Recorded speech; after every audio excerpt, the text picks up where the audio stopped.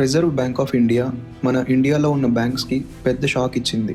దీని కారణంగా బ్యాంక్స్ ఈజీగా 100 నుంచి 200 కోట్లు సంపాదించుకునే మార్గం క్లోజ్ అయింది. అసలు ఆర్బీఐ ఏం చేసిందో సింపుల్గా చెప్తాను.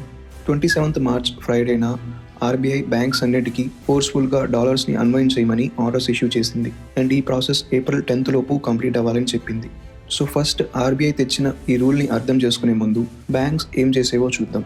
ఎగ్జాంపుల్గా హెచ్డిఎఫ్సి బ్యాంక్ తీసుకుంటే, హెచ్డిఎఫ్సి బ్యాంక్ ఇండియాలో వాళ్ళ దగ్గర ఉన్న రూపీస్ని యూజ్ చేసుకొని లేదంటే తాకట్టు పెట్టుకొని డాలర్స్ని కొంటుంది. అండ్ బ్యాంక్కి రూపీస్ ఎక్కడి నుంచి వస్తాయంటే మనం వేసే డిపాజిట్స్, అలాగే సర్వీస్ ఛార్జెస్, ఇలా డిఫరెంట్ వేస్లో బ్యాంక్స్ డబ్బులు సంపాదిస్తుంటాయి. అలా వచ్చిన రూపీస్లో కొంచెం యూజ్ చేసుకొని ఇండియాలో డాలర్స్ కొంటుంది. అండ్ డాలర్స్ కొనడానికి best source Indian IT companies, ఎందుకంటే వాళ్ళకి ఎక్కువగా ఫారిన్ క్లయింట్స్ ఉంటారు అండ్ మోస్ట్ ఆఫ్ దెమ్ డాలర్స్లోనే పే చేస్తారు. దీంతో పాటు పెద్ద పెద్ద ఫారిన్ ఇన్వెస్టర్స్, అలాగే ఇండియాలో ఉన్న pharma companies, business mans, NRIs. And కొన్నిసార్లు బ్యాంక్స్ డైరెక్ట్గా ఆర్బీఐ దగ్గర నుంచి కూడా కొంటాయి, కానీ ఆర్బీఐ నుంచి కొనడం చాలా తక్కువ. సో ఇలా ఇండియాలో రూపీస్ని వాడుకొని డాలర్స్ కొనడం వల్ల మన రూపీ వాల్యూ తగ్గుతుంది.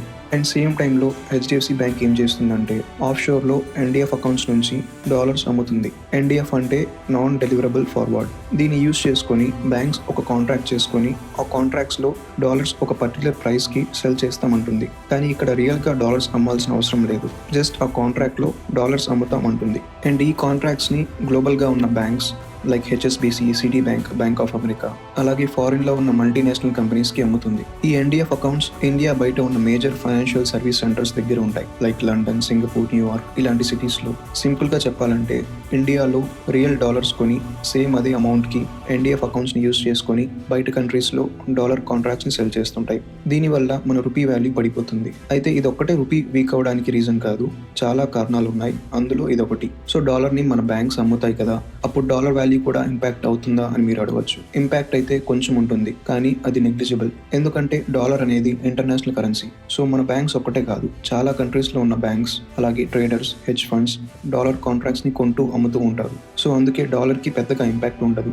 అండ్ ఇలా మన బ్యాంక్స్ చేసే పనిని ఆర్బిట్రాజ్ ట్రేడింగ్ అంటాం. అండ్ ఇప్పుడు బ్యాంక్స్ ఎందుకు ఇలా చేస్తాయంటే ఇండియాలో డాలర్కి బయట వేరే కంట్రీస్లో డాలర్స్కి కొంచెం ప్రైస్లో డిఫరెన్స్ ఉంటుంది. ఆ డిఫరెన్స్ని బ్యాంక్స్ ప్రాఫిట్ చేసుకుంటాయి. దీనికి కారణం ఇండియాలో డిమాండ్ని బట్టి వాల్యూ మారుతుంది. అయితే బయట ఎన్డీఎఫ్ కాంట్రాక్ట్స్లో గ్లోబల్ ఇష్యూస్ వల్ల స్పెక్యులేషన్స్, అలాగే హెడ్జింగ్ పర్పస్కి వాడతారు. సో ప్రైజెస్ కొంచెం డిఫరెంట్గా ఉంటుంది. మోస్ట్ ఆఫ్ ద టైమ్స్ రెండు ప్రైజెస్ ఒకేలాగా ఉంటాయి, కానీ కొన్నిసార్లు రఫ్గా 2 నుంచి 3 పైసలు తేడా ఉంటుంది. అండ్ ఈ డిఫరెన్స్ అమౌంట్నే బ్యాంక్స్ క్యాష్ చేసుకుంటాయి. అండ్ బ్యాంక్స్ దగ్గర చాలా డబ్బులు ఉంటాయి కాబట్టి లార్జ్ అమౌంట్స్లో ట్రేడ్స్ ఎగ్జిక్యూట్ చేస్తాయి. ఎంతలా అంటే ఇండియాలో ఒక 5,000 కోట్లు బై చేసి సేమ్ అదే వాల్యూతో ఎన్డీఎఫ్ కాంట్రాక్ట్స్ బయట కంట్రీస్లో సెల్ చేస్తాయి. సో ఈ ప్రాసెస్లో అట్లీస్ట్ 1 పైసా ఎర్న్ చేసినా దాదాపు 50 కోట్ల ప్రాఫిట్ వస్తుంది. కానీ రియల్గా అంత ప్రాఫిట్ రాదు, ఎందుకంటే బ్యాంక్ 50 crores సంపాదించడానికి interest fees, hedging cost, transaction charges, slippages ఇలా డిఫరెంట్ ఫీజ్ కట్టాల్సి ఉంటుంది.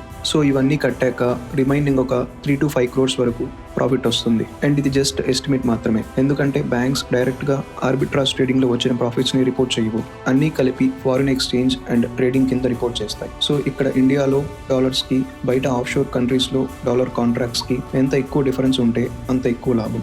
అండ్ ఈవెన్ వర్స్ట్ కేసులో కనీసం ₹1,00,00,000 లాభం వస్తుంది. ₹1,00,00,000 వచ్చినా అది బ్యాంక్కి పాజిటివ్వే, ఎందుకంటే ఇది very low risk and completely legal. ఇది మీకు క్లియర్గా అర్థమైంది అనుకుంటా. సో ఇప్పుడు ఆర్బీఐ వాళ్ళు తెచ్చిన రూల్స్ ఏంటంటే మ్యాక్సిమం పర్ డేకి $100 million రిస్ట్రిక్ట్ చేశారు, అంటే దాదాపు 930 కోట్లు. ఈ రూల్స్ రాకముందు బ్యాంక్స్ 30,000, 40,000 కోట్లతో ట్రేడింగ్ చేసేవి. సో ఆర్బీఐ $100 million రిస్ట్రిక్ట్ చేయడం వల్ల రూపీ ఎక్కువగా వీక్ అవ్వకుండా ఉంటుంది. అండ్ ఈ అనౌన్స్మెంట్తోనే ఒక్కసారిగా రూపీ వాల్యూ ఇంటర్నేషనల్ కరెన్సీ మార్కెట్లో ₹2 పైగా స్ట్రెంథన్ అయింది. ఒక్క రోజులో దాదాపుగా ₹2 స్ట్రెంత్ అవ్వడం అంటే చాలా రేర్. మళ్ళీ గ్లోబల్ టెన్షన్స్ కారణంగా కొంచెం వీక్ అయింది, అది వేరే విషయం. అండ్ ఈ అప్డేట్స్తో మేజర్ బ్యాంక్ షేర్స్ అన్ని 3 to 4% వరకు పడ్డాయి. ఎందుకంటే ఈ రూల్కి ముందు ఈజీగా 5 to 7 crores ఎర్న్ చేసే బ్యాంక్స్ ఇప్పుడు మ్యాక్సిమం 30 నుంచి 40 lakhs ఎర్న్ చేయాలన్నా కష్టమే. సో ఫైనల్గా ఈ రూల్స్ అనేవి ఇండియన్ ఎకానమీకి మంచిదే. రూపీ స్ట్రాంగ్ అయితే మన కంట్రీలో ప్రజలకు కూడా మంచిదే, ఎందుకంటే మన ఇంపోర్ట్స్ అన్ని డాలర్స్లోనే పేమెంట్స్ చేయాల్సి ఉంటుంది. అయితే మెయిన్గా ఇది బ్యాంక్స్కి negative news. Most importantly private banks like HDFC, ICICI, Axis ఇలాంటి బ్యాంక్స్కి. And government banks like SBI వాటికి కొంచెం తక్కువ ఇంపాక్ట్, ఎందుకంటే గవర్నమెంట్ బ్యాంక్స్ ఈ రూట్ యూస్ చేసుకొని ఆర్బిట్రాజ్ చేయడం చాలా తక్కువ. అండ్ ఆర్బీఐ ఇది సడన్గా తీసుకురాలేదు, చాలా రోజుల నుంచి ఆలోచించి తీసుకొచ్చింది. ఎందుకంటే యుద్ధం కారణంగా మన రూపీ వీక్ అవుతుంది. దాంతో ఒక పక్క ఆర్బీఐ ఇంటర్నేషనల్ మార్కెట్లో డాలర్స్ కొంటూ రూపీని స్ట్రెంథన్ చేస్తుంటే, మరో పక్క ఈ బ్యాంక్స్ అన్ని ట్రేడింగ్ చేస్తూ రూపీని వీక్ చేస్తున్నాయి. అందుకే ఈ డెసిషన్ తీసుకుంది. అండ్ బ్యాంక్స్ దగ్గర ఉన్న పొజిషన్స్ అన్ని ఏప్రిల్ 10th లోపు $100 million కన్నా తక్కువకు తీసుకురావాలని చెప్పింది. So that's it friends. ఈ వీడియోలో ఏమైనా టాపిక్స్ అర్థం కాకపోతే కమెంట్స్లో చెప్పండి, ఖచ్చితంగా రిప్లై ఇస్తాను. ఒకవేళ ఏదైనా కాన్సెప్ట్ కావాలన్నా కమెంట్ చేయండి, వీలైతే సపరేట్గా వీడియో చేస్తాను. Thanks for watching. మళ్ళీ నెక్స్ట్ వీడియోలో కలుసుకుందాం.